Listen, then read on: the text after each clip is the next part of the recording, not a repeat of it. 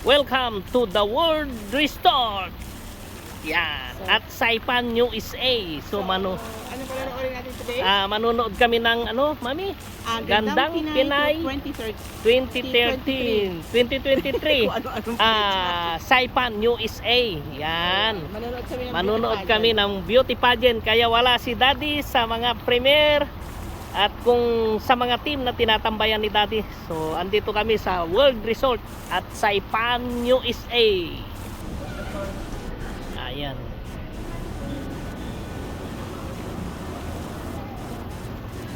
Okay na, no? Video. Kaya kahit still lang picture.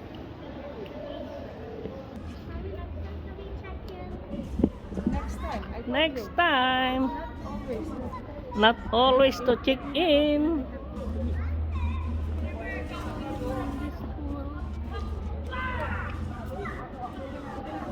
Bahala. Ayan, ang daming tao. Oh.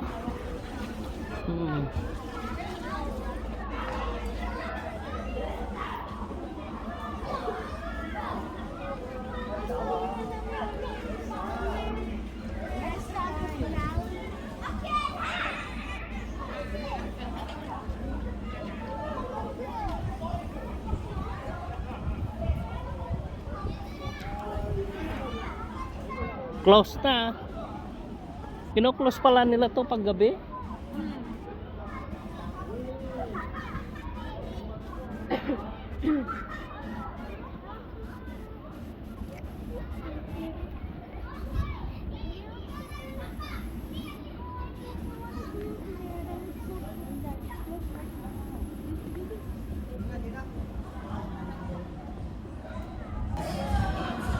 Pasok po, pasok. Bibi.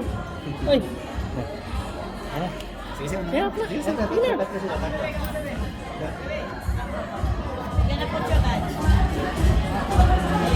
Ayun.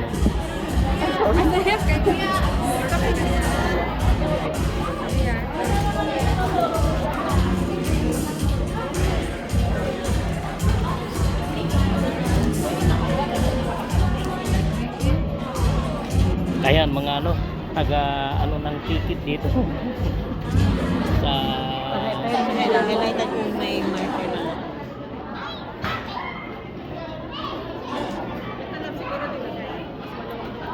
Ha? Kala ko doon. Kala ko doon.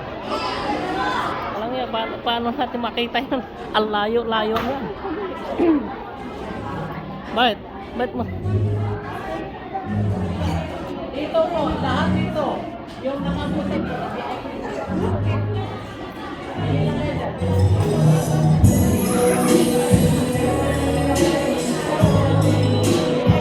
Mga puti. Alin yung mga puti? Sa upuan. Oh. Siguro sa mga family. Kahit in general dito. Okay.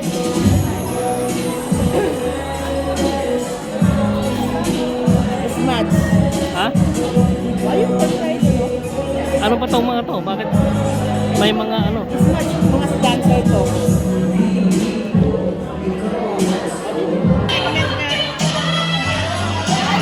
Sabi?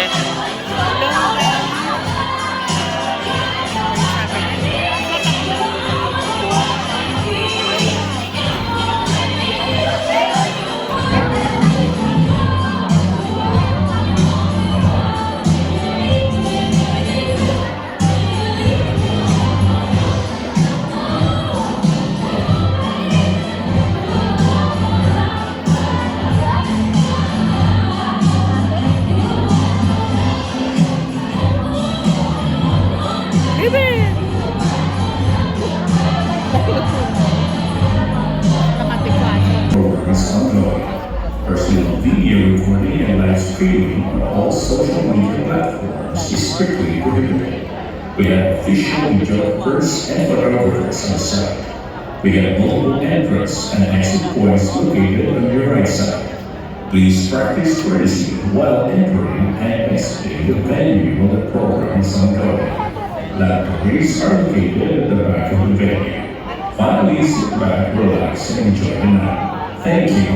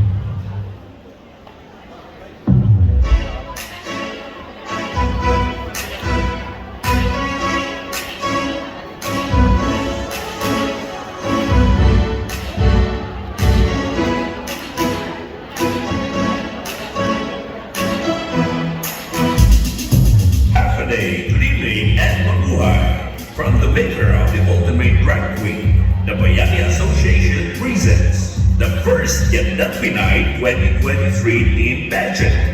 And now, let's put our hands together.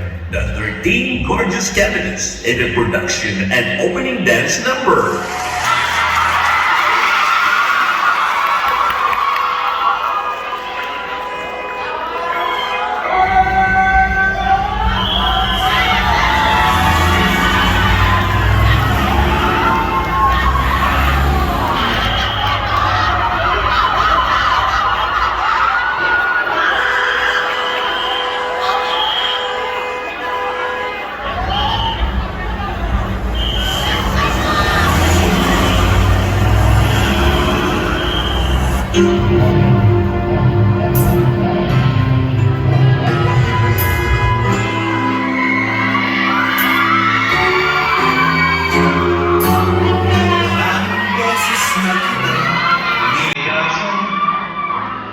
Iniwanan na ibang dimintahan. Parang babaeng mahirap talagang malipunan.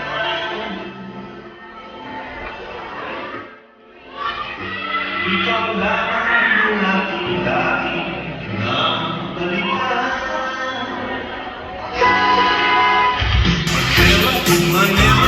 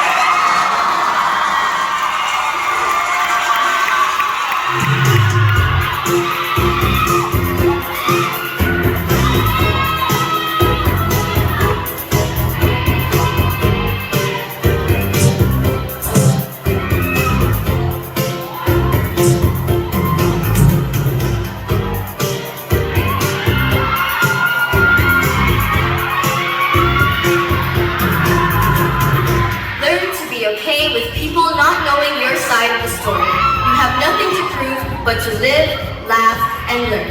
Confidence and hero and mabuhay. My name is Jane Bazaner, 16 years old, candidate number 1 from the village of Aslito.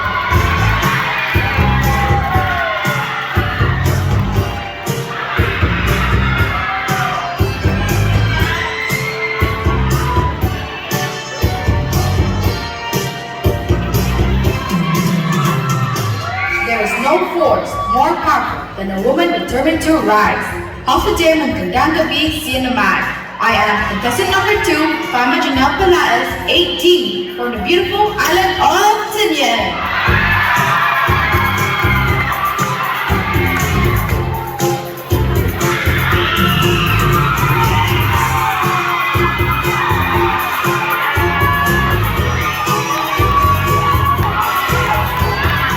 A strong woman stands up for herself.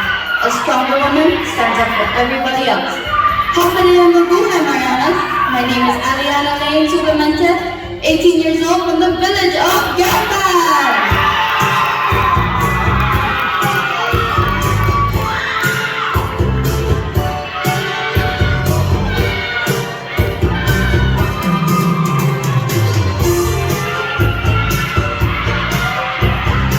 My mission in life is not merely to survive, but to thrive. Half a day in Mabuhay. I'm Sofia Cunayo, 17, candidate number 4 from the village of Pinasisu.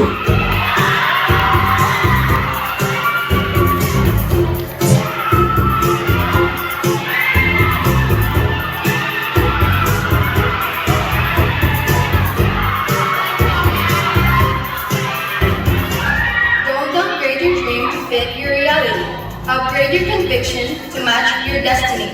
Mabuhay and good evening. I am Kath Soriano, 16, candidate number 5 from the village of Walaray.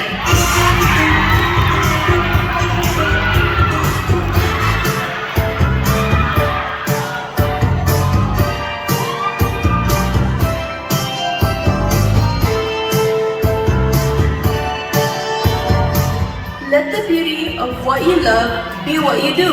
Mabuhay, Marianan! I am Angelica Mayakino, 16 years old, candidate number 6 from the village of San Vicente.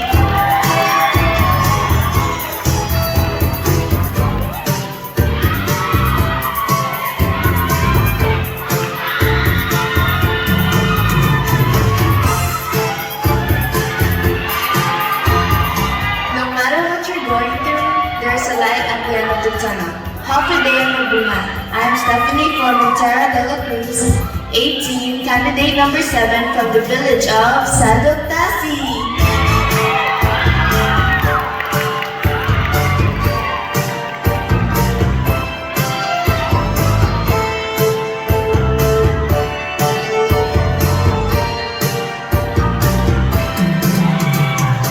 It's easy to feel insecure, but always remember, no one can make you feel inferior without your consent. Have a day, good evening, and mabuhay. I am Stephanie Nicole Han Marquez, 16, candidate number 8 from the village of Olian.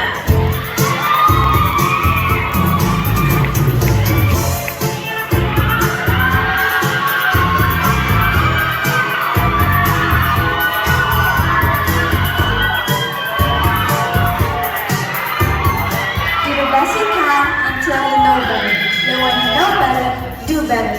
Half a day at Mabuhay Marianas. My name is Angela Marie Banaldes Luatas, 16 years old, candidate number 9, and from the village of Aspedito.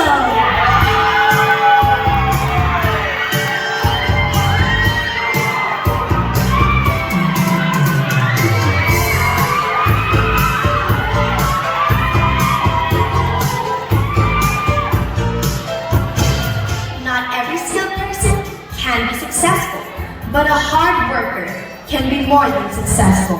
Half a day at Mabuhay. I am Bernice Sabino, 16. I am candidate number 10 from the village of Aslito.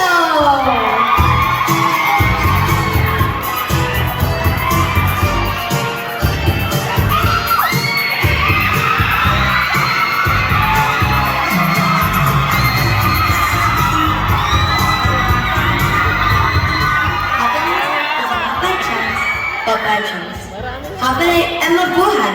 My name is Crisel Julon, 16 years old, candidate number 11 from the village of San Jose.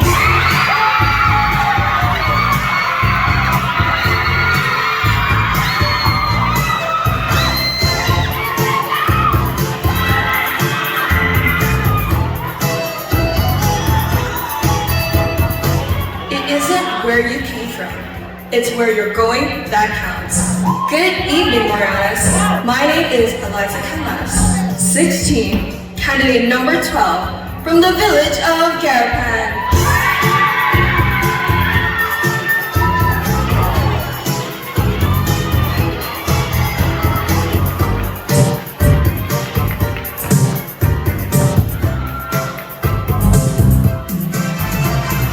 The most alluring thing a woman can have is confidence. Happily, I'm a buhay. I am Trisha Rivera, 18, candidate number 13, from the village of Garapan.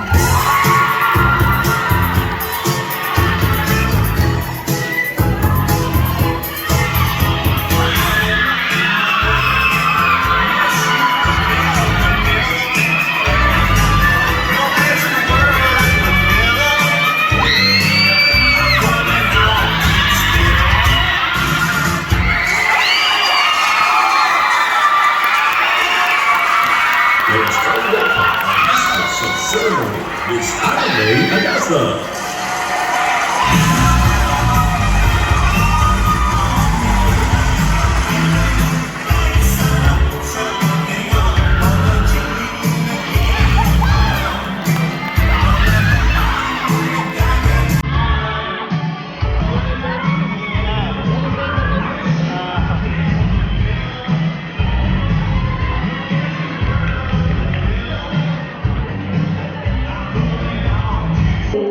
Present their very best and vying for the covetous crown right here at this stage.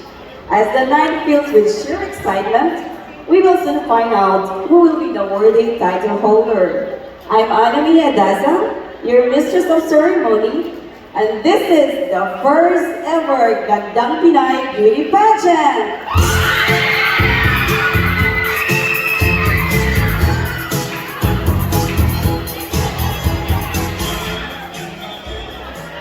One of the Miss Pageant goal is to promote camaraderie among the peers, community, and their supporter. Tonight is your moment to shine, and we encourage everyone to show your support to your chosen candidates, but likewise to the other candidate as well. Tonight's event is a friendly competition, and we all understand that screaming, as what you're doing right now, is just a sign of your extreme support for the candidate. However, since we are promoting friendship and support, we highly discourage to use any offensive words that can inflict emotional pain and stress, not only to our candidates, but similarly to their supporters and loved ones as well. We ask for your kind understanding. And for tonight's event, our beneficiaries are 5 cancer pediatric patients who are in need of medical assistance from the National Children's Hospital in the Philippines. Also, we already donated 5 wheelchairs to the hemodialysis of the Commonwealth Health Center last Tuesday. Without your support, this event will not be possible. On behalf of the Bayani Association, thank you so much. Si Jules Maasi at maraming salamat po.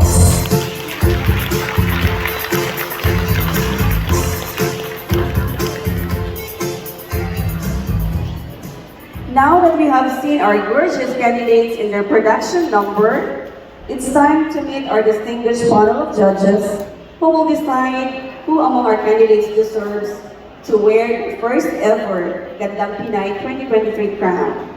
Our judges will have the most difficult task in determining tonight's winner.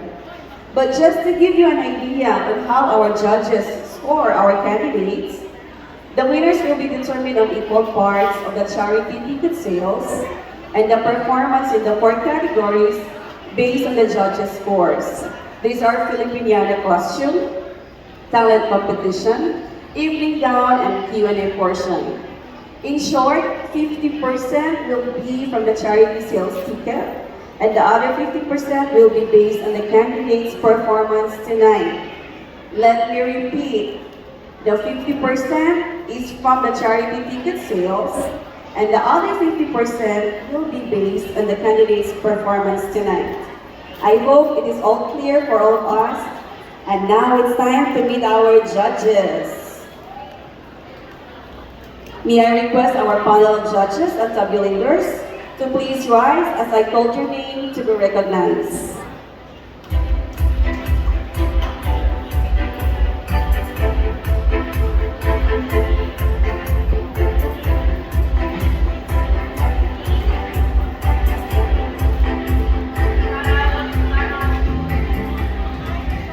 Let's begin with our judge number 1. He is the president and CEO of FM Corporation. With his love and passion, he becomes a sole proprietor, designer, event stylist, and coordinator. In pursuit of his dream, he builds the House of Medical Creation by Bench Legaspi. On the other side of his talent, he is also a culinary graduate of Northern Marianas Institute. He became a pageant mentor and makeup artist. Lastly, he became part of the best pageant director of Miss Earth Northern Marianas. Our judge number 1, Mr. Bench Legaspi.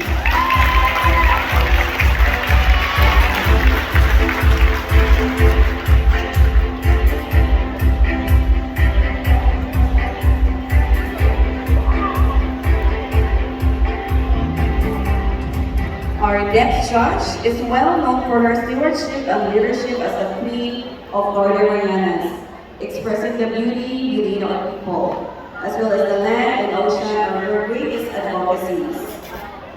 Glamour and extravagance are nothing to her, as she represented the Northern Marianas in the Miss Earth International Pageant, competing with 90 countries around the world. She led a campaign called The World is Ours, that encourages young people to rise against the world's challenges and use their voices to empower others. She has coordinated various community activities in hopes of bringing our people together to celebrate the beauty and love around our islands. She is also a health advocate, winning Bikini Tall champion in the CNMI's bodybuilding competition.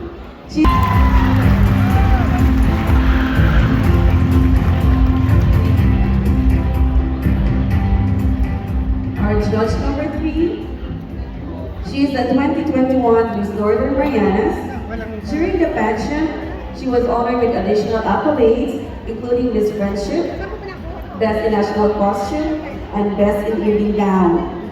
Previously competed in 2014 Miss Teen Marianas and won Miss Friendship and the Best Stellar Award.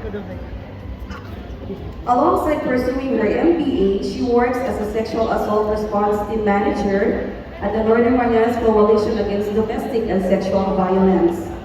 Currently, she is Miss International Northern Marianas 2022, creating history by winning the first ever top 15 placement at the recently held Miss International Beauty Pageant 2022 in Tokyo, Japan. She was honored and Senate recognition and commendation for her historic achievement. Ladies and gentlemen, our judge number 3, Ms. Savannah de los Santos.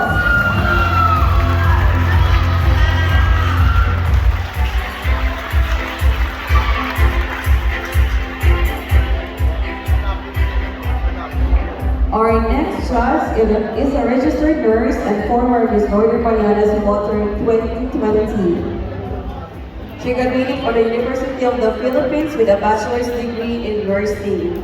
She is currently pursuing a master's degree in nursing from the University of West Florida to achieve her goal of becoming a family nurse practitioner. As a young woman, she grew up in a disadvantaged community. She is passionate about helping other young women achieve their full potential through personality development and dedication. She believes that anything can be achieved, no matter where you're from, if you have a concrete plan. Please join me in welcoming our fourth judge, Ms. Zoe Stefanson.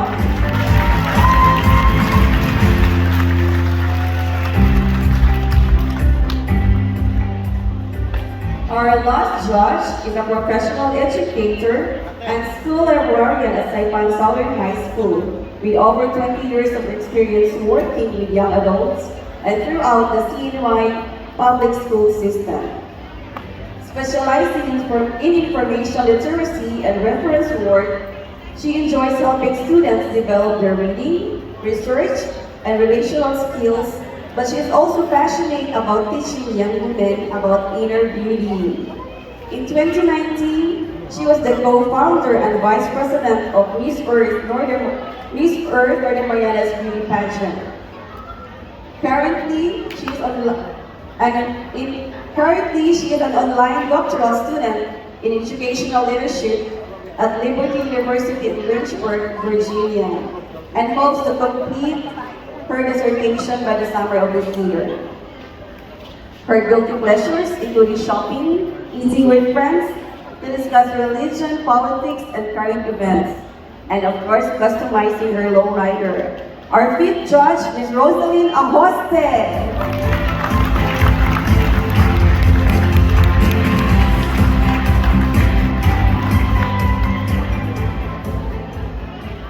And our official tabulators, Ms. Esther Sablon, Mr. Paul Gaspi, and Ms. Malu Lambat. There you have it, our distinguished panel of judges and our official tabulators. Let's give them a round of applause.